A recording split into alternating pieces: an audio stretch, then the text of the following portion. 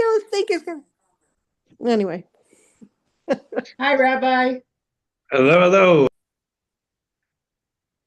This week's parsha is a double Torah portion. It is Tazria and Metzora.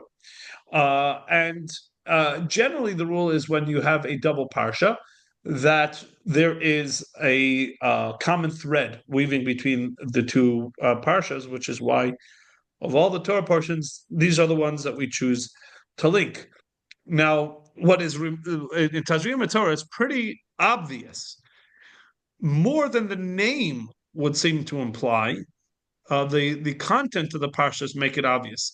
The name of the parsha, Tazria, is actually in line of exactly what we've been talking about. Isha ki Tazria. It's about the birth of children, right? About the birth of a boy and birth of a girl. Isha ki Tazria v'yalda zachar, right? Isha ki v'yalda bat. If a boy is born, if a girl is born, the various steps and procedures in that regard. So a very Rabbi, what is the word Tazria? What is it? What's the root? Zera, seed. Oh, seed. Uh-huh. When in other words, when she will be impregnated, when she will be seeded, and then will give birth to a child, right? So the parsha the name of the parsha seems to connote something very positive, joyful, right? It's a reference to Tazria, giving birth, which is why it is puzzling, because the rest of the parsha talks about something that is quite negative by nature. It is the discussion of tzara'at, of this spiritual malady that is erroneously translated as leprosy. And it is, of course, not leprosy. Leprosy is a physical skin condition, a physiological matter. And tzara'at is a spiritual matter. It is a spiritual affliction that is a result not of any type of physical deficiency, but of a spiritual one, right? Specifically gossip, although not only gossip, lashon hara, but most prominently as a result of gossip. Then we have Parshat Metzora, the second parsha, which the name of the parsha indicates immediately that we're going to be talking about the Metzora. But it turns out that this parsha actually focuses a lot more on the positive. In fact, the only version of Tzara'at that Parsha Metzora talks about, most of the versions are in Parsha Tazria.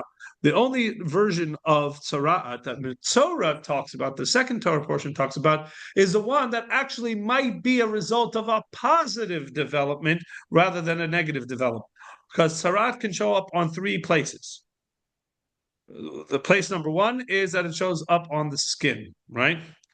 Second, it could show up on your garments. And lastly, and what is the one that is discussed in Parshat Metzora, it could show up on on the walls, on the walls of the house, right? Now, what is the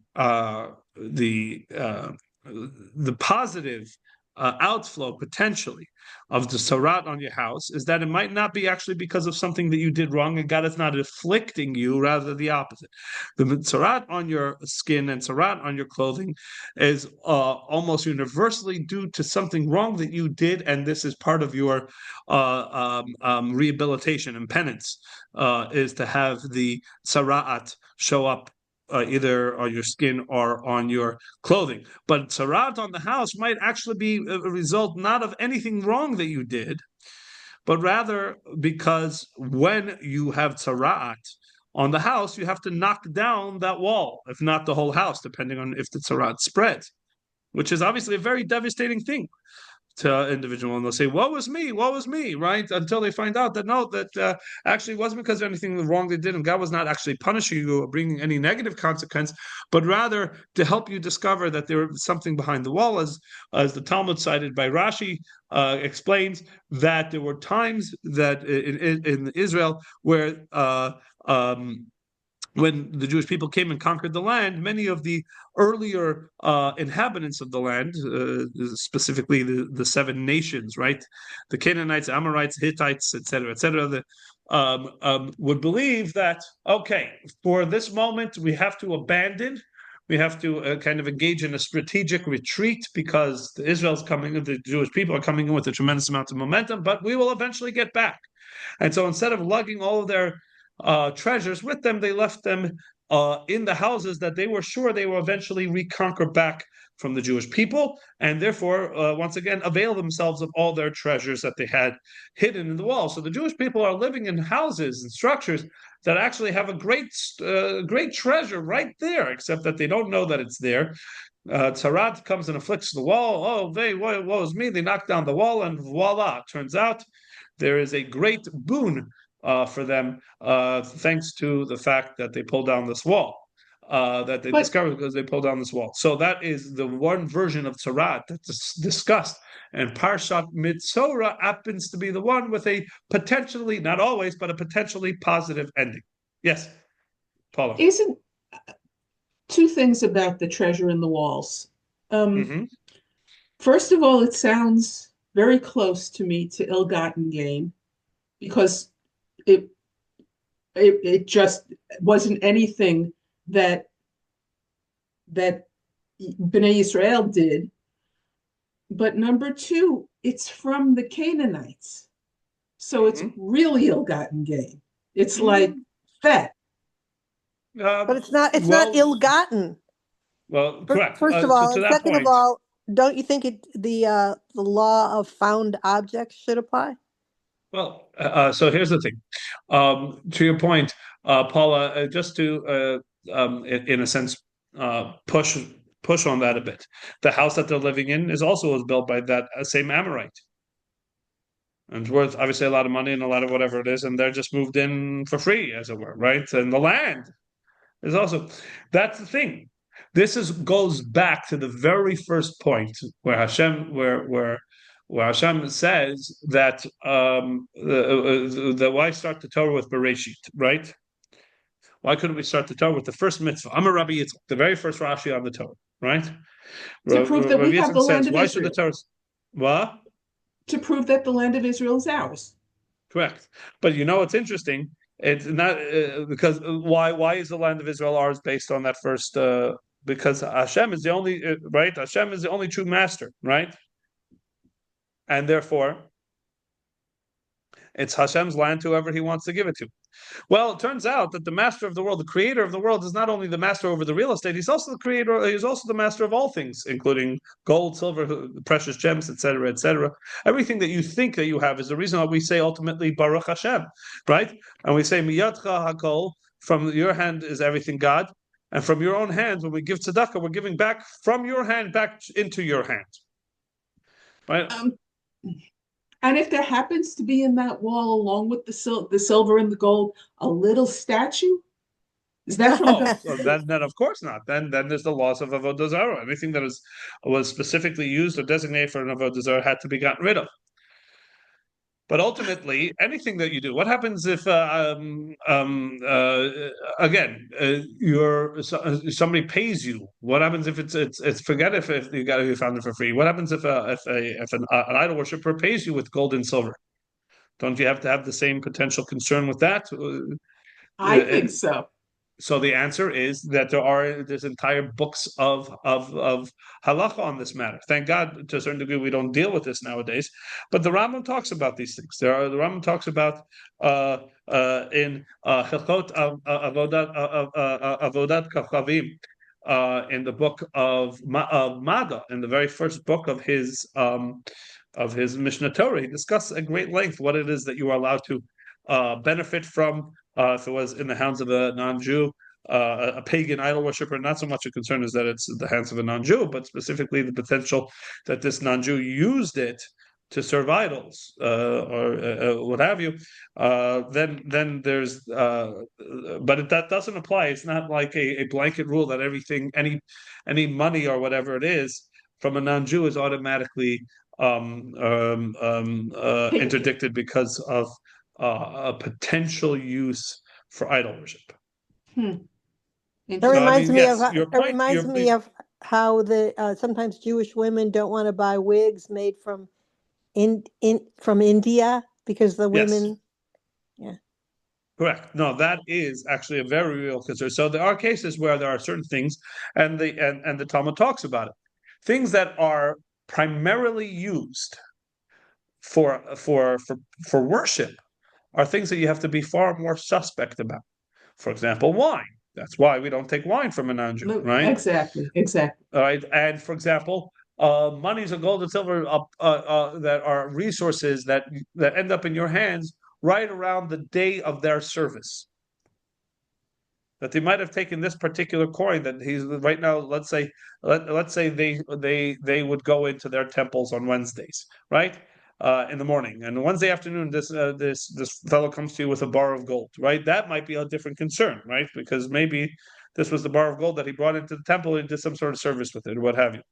Right, so the Talmud talks about it and discusses again to a certain degree. A lot of this doesn't apply today because there is very little in the way of true pagan idol worship. Again, except for as what you said, Jerry. That I mean, I guess here in the West there is very little of pure pagan idol worship.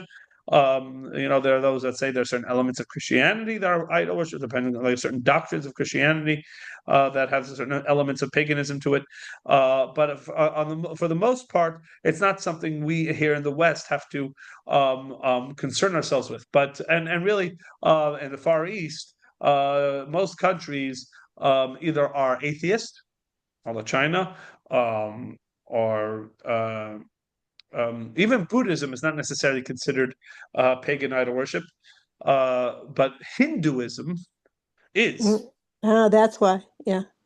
Hinduism is because Hinduism believes in a pantheon of deities.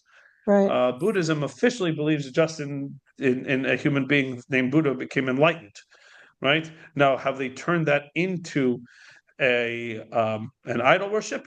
There's a good argument that yes. Others that say no. That there's certain. I'm not going to spend time on this because this is really not very germane to our conversation. But it is in other words, your point is well taken. But Paula, I think the answer to the first part about the ill-gotten gains ultimately, this is the truth of the world, right? Even if it is perhaps a little not ticklish, but it's uncomfortable to think about that blood will be shed, lands will be conquered, resources will be taken away and will be used by the victor, etc. It is what it is, as we say, and so to that point, I mean that's the answer to that point. Ultimately, Hashem is the one who owns everything, and if He chooses, then He chooses, right? Especially if He's done it through a divine processes of literally highlighting your wall and telling you knock this down, because then you're really getting the divine thumbs up to acquire this resource. Now, in terms of the idol worship, as I said, your point is in that regard well taken, and there definitely are precautions that have to be taken in regards to the material that you take and take ownership over. And so, yes, that is a very fair point, a fair point, and something actually to consider. Yeah. You're not wrong, Paula, on this. So most Jewish women won't use Indian hair. Or maybe they don't even think about it. It's a complicated thing. Indian hair is not automatically a problem. Indian hair without where you don't know where its point of origin, or if it's a particular region or what have you. You have to know. In other words, it is a concern. It's a flag of concern. Now go look into it more. Yeah, is what it comes down to. All right, so back to this. So you have Parshat Tazria, which doesn't indicate the word Metzora at all, right? And yet, the name, and yet the theme of the parsha is the heaviest discussion about Tzaraat and Metzora, etc. Then you have Parshat Metzora, which it literally is the name Metzora, and yet its conversation is a lighter conversation on Tzaraat, and not only lighter in the sense that it's shorter, but also lighter in the sense that it is the more positive version of it. And so, in general, I think had we had time, we'd really kind of explore exactly what this spiritual malady known as Metzora is. We've talked about this in the past. We've also talked about, I think, the very powerful point. And again, it is one of the more classic and beautiful thoughts of the Rebbe. Really kind of is one of those that really is an iconic approach to the Rebbe on these things as to why exactly you had to go to the Kohen. The insight of the Rebbe on this is profound. Why you go to the Kohen and not a tzaratologist, right?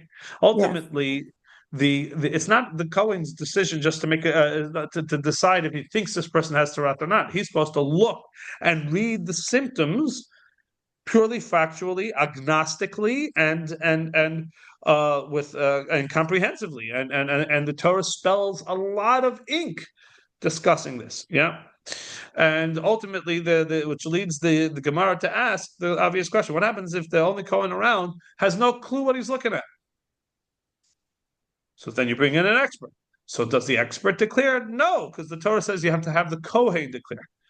The word Kohen appears a huge amount of times in this, and you'll bring it to the Kohen, and the Kohen will look, and the Kohen will then make a decision. If the Kohen doesn't know, the Kohen will send you away for 7 days, and then the Kohen will come back, and the Kohen will take a look, and then the Kohen will declare, and the Kohen, and the whole part is all Kohen. So it's all the Kohen, and so the Talmud understands that even if the Kohen's not the expert, it has to be the Kohen. And the Rebbe answers, why the Kohen, even if he's not the expert, even if you have the expert whispering into the Kohen's ear and telling him yes or no, if this is Tzaraat or not, and then the Kohen is just parroting the words that he heard from the expert, still, it's only until the Kohen makes a declaration that this person's either Tahar or Tameh. It's not the actual diagnosis, it's the declaration of the Kohen that renders this person Tameh. And it's so much so that it has nothing. Not that it has nothing, but that the actual condition, the actual impurity of the tzara'at does not set in with the advent of the tzara'at, or even the recognition of the tzara'at, but rather the declaration of the Kohen that the Torah itself gives you good advice. Here's what the Torah says: if you see tzara'at on the walls of your house, clear out the house, and then bring the Kohen. Because if you bring the Kohen and he declares it's Tameh, then everything in the house becomes Tameh alongside the house. And you'd have to throw it all out. So the Torah itself says, go clear everything out, then call the Kohen. But wait a minute, if it's the tzara'at itself that's rendering the house impure, then when the Kohen says Tameh, it should retroactively, it really should just be a revelation of what always was. That from the moment that tzara'at came onto the house, everything that was in the house was Tameh. But right. No, but that's the Torah itself says, clear out the house, then call the Kohen, and not until the Kohen comes and declares, is the house Tameh, are you Tameh, etc. So it's actually the declaration of the Kohen, and specifically the Kohen, not the profession. And the answer the Rebbe says is because when it comes to something like this, is this spiritual malady, and the consequence of being declared a Metzora is of such significance, and it's so devastating that we only trust the Kohen. Kohen is it devastating to a house? Do you have to knock down the whole house? It's devastating if it's on your skin. It's even worse. It's exile. Right. If it's on your skin, yes. But what about the house? No, always for in all circumstances. I was just pointing out something interesting about the house, that it says that until the Kohen declares, that you can clear out the stuff, because until the Kohen declares, whether on the house, whether on your clothing, whether on you, it's almost like a legal designation. Like until that happens, until right. The judge says you're guilty, you're not guilty. Right. Now, ultimately, but the thing is, what I'm wondering is, do you have to? What happens to the house if it's declared? It depends. First, it's just that wall has to be knocked down if it continues to spread even after that wall. Kind of similar to what we say is when it kind of, there are the idea that metastasizing tzara'at. It could be metastasizing. It could metastasize on the skin. It could metastasize on the clothing. And each time, if it does metastasize, the circumstance becomes worse. In other words, sometimes if you can just hide it, it doesn't grow or whatever it is, then it's not so serious. Again, it's getting into all the particulars, and don't want to spend too much time on it. But both on the house, on the clothing, on the skin, on the clothing, on the house, there are different results or different circumstances based on if it is just standing pat, if it's growing, if it's getting worse, etc. If it stands pat, eventually you have to. If it recedes, then you don't have to knock down the wall, because that's actually an indication that it's not tzara'at. Because in all these cases, the Kohen takes a look at it and then takes a good look, and if it's not tzara'at, he declares it's not tzara'at. If it is tzara'at, he declares come back in another 7 days, and we will see.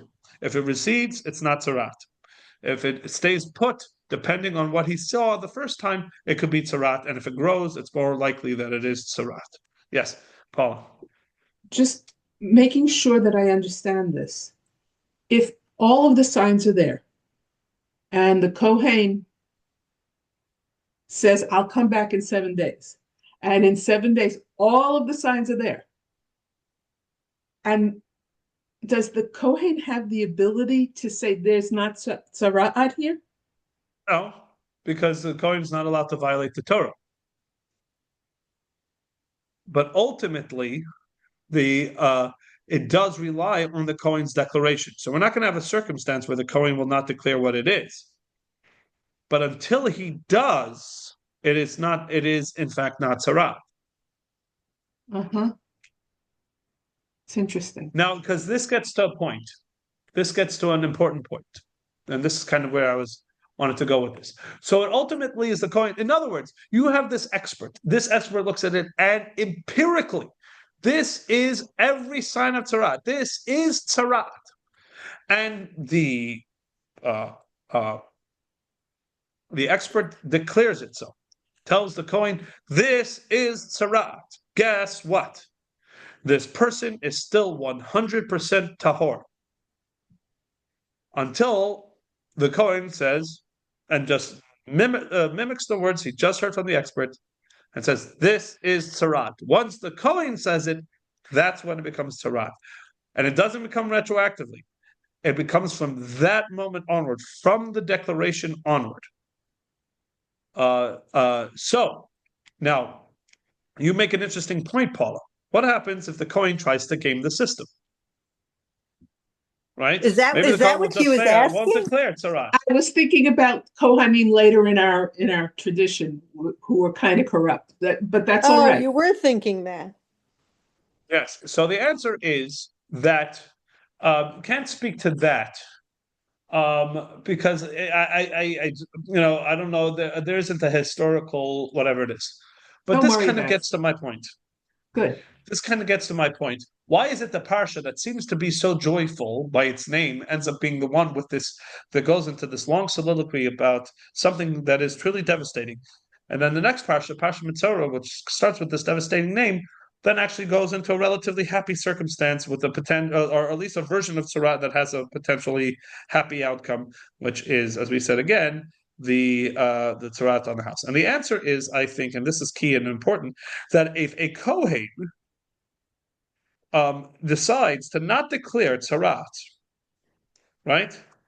In a case where there is tzara'at, he's not doing any favors to the individual who he's quote unquote saving by not declaring tzara'at, because that's the point. The whole reason the Torah says go to the Kohen is because the Kohen is going to verify, because he's a person of kindness, because he's a person who represents God's love. Therefore, will not be cavalier about it at all. He will be very concerned about getting this right, because this person is incredibly aware of the of how devastating this is, and empathizes with this individual, even though he's a sinner, etc., etc. Well, or potentially a sinner, right? But will do everything he can to give this man the benefit of the doubt. Having said that, if this turns out to be in fact tzara'at, then specifically a person of kindness, a Kohen, will be the one who will be most emphatic in declaring that this is tzarat. And please begin the process of the necessary healing that you need. Because God forbid you should stay in this state of being a one who needs to go through this rehabilitative process and is not. Right. Is it contagious if he No. doesn't? Oh, It's not contagious. It's not a physical illness. But this person, the person who cares the most about this person, is the person who's going to want for this person to begin his process of spiritual rehabilitation. Isn't the person who contracts the tzara shunned from the community? Correct. Yes. Goes through a period of exile. It's a very devastating thing if you are declared to have tzarat. But ultimately, you are doing, like a lot of these things, right? A doctor giving a correct prognosis, even if it's a terrible one, is not doing any favors by hiding the prognosis. And so ultimately, I think that is the point. Tzaras is not the consequences of tzaras is not a punishment just because God is looking to smite you for your bad deeds. Rather, it is a necessary rehabilitative process that you must go through if, in fact, you are in a spiritual state that has allowed you to do this particularly wrong thing, speaking Lashon Hara or what have you, whatever it is. It is not the most devastating part of this is not the tzara showing up on your skin. It's not the coin declaring that you have tzaras. And it's not the exile that you have to go through in order to, and all the process of rehabilitation. The most devastating part of it is what you did to get yourself into the tzarat situation in the first place. Well, if you don't recognize the severity of what you did, then what happens? That's exactly the point. Then the tzarat begins to spread. If the tzarat, for whatever reasons, if you try to hide the tzarat or the Kohen doesn't properly declare, then the tzarat starts to spread and spread until it becomes impossible to negate it. Mm-hmm. And that's not because God is vindictive. Do you make a confession to the Kohen, or like? No, you don't have to make any confession. No. You just have to go through this process of exile and self and introspection, what have you. But you see, I think that's the point. It's not a sad, bad parsha. It's not a negative parsha. The parsha that says that if you do something wrong, that you will be forced to confront it and change yourself is ultimately a positive thing. Yeah. And that's, I think, a key aspect. Just like the next parsha, which is called Metzora. It turns out that you might have a positive ending from this, right? With the treasure found in the house. Turns out that actually that's true about every tzarat. That going through the exile, et cetera, and rehabilitating yourself, that also is a positive outcome. That is a positive thing. Hashem gives us free will. So there's no guarantee how we will act. But if we act in the wrong way, then the most positive thing is that we will be forced to confront it. We will be sent to somebody who cares enough about us to then follow up with us and make sure that we are doing what we are supposed to. After the Kohen declares that this person has tzaras, now the Kohen is invested. Now when this person goes into exile, et cetera, guess who's going to be thinking about him? Checking up on him, encouraging him to move his way through the process that will bring him back into society. That Kohen. Oh, okay. So he's not just sitting there by himself trying to figure out how to get out of it. He is sitting there by himself, but he has let's call it I guess what they call it in the terminology, a sponsor, right? Mm-hmm. And that happened because Hashem says, I don't want you just whatever it is. I want you going. The first thing that you seek out after you potentially have tzaras is go to the Kohen. Go to somebody who, just because of their nature about being the ones that represent God's love to the people, Kohen Ish HaChesed, you will make this his problem a little bit. Because he will be, yes, Paul. One of the things that's wonderful about Yom Kippur is vidui. Why? Mm-hmm. Because everybody in the room is doing vidui, and nobody afterwards can say, look at the sin he did, look at the sin he did. But this is a little different. And understanding one of the less positive aspects of human nature, when the tzara'at comes back to the community after he has reconciled, how come it seems to me that communities being what communities are, it would be very possible, even likely, that the community would then point, oh, look what he was at tzara'at. You mean that they would gossip? Bingo! It's like an invitation They'd be in to much do bigger trouble, Paula. Right, Paula, and they would gossip. But what's the punishment of gossip? It's a circle. So that's the point. They will actually not gossip because they have a manifest, of what the consequences of this are. Exactly. They nice. will. I'm going to gossip. This person, I'm going to be the fool to point out this person's negative outcome that had him end up having to do this, when that means that I'm the next one in line. Ooh. Wonderful, beautiful answer. So ultimately, the Torah this parsha is all about the positivity. The negativity is whatever you did to need this parsha. Yeah. This parsha is all positive. The discussion in Parsha Tazria about how this affliction will be manifest on you to the point where you will not be able to ignore it. And the Torah then says you will be forced to go to the person who will take care of you spiritually.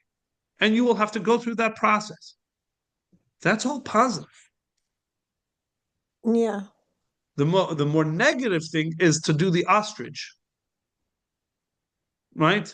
There was a great advertisement, and I'm going to talk about this in Shul, so a little bit of where we're going to go in Shul. But for a while in the old Chabad, all the way back on Route 28 in Rockville, where we first started, back in the day where Rabbi Kaplan, who was has quite the Chabad empire here in Maryland, was naive to the point where when opening his first Chabad center, he said, let me get the most square footage for the buck. Right, the biggest yard, the biggest house that I could build a center, and he did, except for the fact that there was no Jews anywhere in sight. Right, that was one minor detail. Yeah, correct. You live and learn, right? So for years, the Chabad house was in this big, beautiful, like kind of old mansion with a big, expansive front lawn and backyard, what have you. Except that no Jews. You can ask Izzy Zaderman about it. He remembers those days. But either way. For a while, the Chabad, and then actually even when it transferred to Potomac to help pay the rent, as it were, or the mortgage, Chabad leased some space to a woman, a Jewish woman, but who was running a different kind of humanitarian thing out of the Chabad house, nothing to do with Jewish outreach, but it was about drugs, because back then, it was kind of the war on drugs, right? And the drugs was a big thing, so it was called Project Pride. Remember Sheila Kaufman. And so she had her office there based out of the Chabad. And I remember that her office was fascinating for a young boy. Why? Because there was all these very scary advertisements that were trying to scare you off of drugs. Whatever it is. And she also went to other kind of addictions, including tobacco and, cigarettes, basically. So I remember one of them stuck out. It was a picture of this, a young person, looked all, kind of put together, what have you, except that they were covered in tar. And the expression was just very simple. It says, if what's going on the inside was seen on the outside, you would never smoke again. Yeah. And that's what the Tzara'at is. Yeah. Tzara'at is Hashem in his in his beneficence, not allowing for this significant spiritual malady that you are dealing with to remain under wraps so that you can ignore it along with everybody else, but rather forcing you to confront it and to rehabilitate yourself, because this is not a good place you're in. Yeah. And the problem is that without this, many people will just, continue going and doing what they're doing. So this parsha, I think, is a very powerful one with a very powerful message from a benevolent God that says, if you are, I've given you free will, but if in the circumstance you use the free will for the wrong purposes, I, in my kindness, will force you to confront it. To confront your spiritual shortcomings and force you to address it. Yeah. And I will also provide for you the way to do so. Right? And you will go to the Kohen. All right? Wow. That's quite a chord to leave us on. That this is going to be a good Shabbos. Yeah, I often think of, I look at a person who, like Nebuch, I think the word is obese, and I think that person has an eating disorder and the world can see. But all of us have some kind of a disorder going on internally that the world cannot see, that's just as bad as that eating disorder. Sure. Right, and one of the most insidious parts about the world's worst illness, cancer, is that it disguises itself to the most often until the point where it's already kind of too late. That's what happened to my father. He was diagnosed and died 3 weeks later. Yeah, it happens. It happened to my mother. It happens to pretty much everybody. That's the problem. You catch it early with these things. So Hashem is saying, catch this early, because this is a cancer.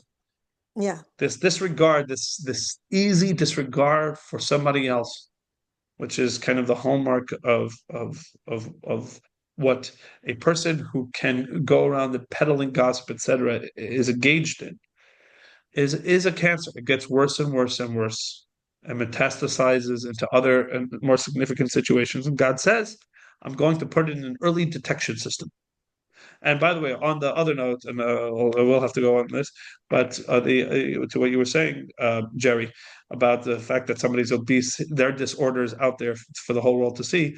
Oftentimes, we delude ourselves in thinking that our other spiritual disorders are somehow kept very well under wraps. Unfortunately, too often we think they're under wraps, and people are oftentimes too polite to tell us. But very often, other people are very well aware of something that you think is you're doing a good job in keeping, not addressing and keeping under wraps. Be it temper, be it the one is a gossip, being whatever it is that we're kind of struggling with. It oftentimes is not as camouflaged as the person thinks it is. Yep. And so this is just, and I think that's when Sarat stopped being manifest, is when we lost to a certain degree that connection to our spiritual side, to the point where it's no longer as manifest. It doesn't mean that we don't deal with the problem. So we actually probably have these problems worse than those back in the day, but at least they were to the point where their soul was close enough to the surface that it was manifest on their body. Unfortunately, today we've created a very opaque layer between our spirituality and our physicality. I wonder if it's not even more than that, where we deny to ourselves that the problem is there. Right. Oh, sure. No, but I think that existed back then. But Hashem, in His abundant kindness, forced you to confront it, because otherwise it could stay hidden. Right. And the problem only gets worse. Hashem forced it to be addressed. Yeah. And addressed by a Kohen. All right. Thank you, Rabbi. Mazal tov again, al Chana Mushka. Thank you very, very much. Yay, Chana Mushka. May our Really, lives really. be filled with abundant cuteness and much nachas. I think it's a Absolutely. guarantee with such parents. Well, All right. Absolutely. thank Paula's you. right. On that note, by the way, just imagine Paula has some housekeeping. I know that I got the email, didn't get a chance to respond, but you're saying you're going up to deal with your brother. First of all, we should hear only positive news. Yes, Thank you Paula. very much. And we'll continue to dive in to hear only positive news. If you want, if the course was intriguing to you, etc. There's always the opportunity. Any course that we have, we record each of the lessons, and those that are participate can make up any of the lessons that they weren't there for in person. Or they can always do it on Zoom in real time. But either way, in Zoom on real time or recording, and you can always pick it up the next lesson over. But that's options that are available. All right. Thank you, Thank you. Rabbi. Shabbat Shabbat shalom. shalom. Good Shabbat Say, shalom. Shabbos. Have give my Atzmaut Sameach. mazal tov Yes, to Nechami, please, and a kiss and I a will. hug. Thank you. I definitely will. Bye Bye. I will bye. pass it on. All the best. Shabbat shalom. Bye. Shabbat Shalom. Bye.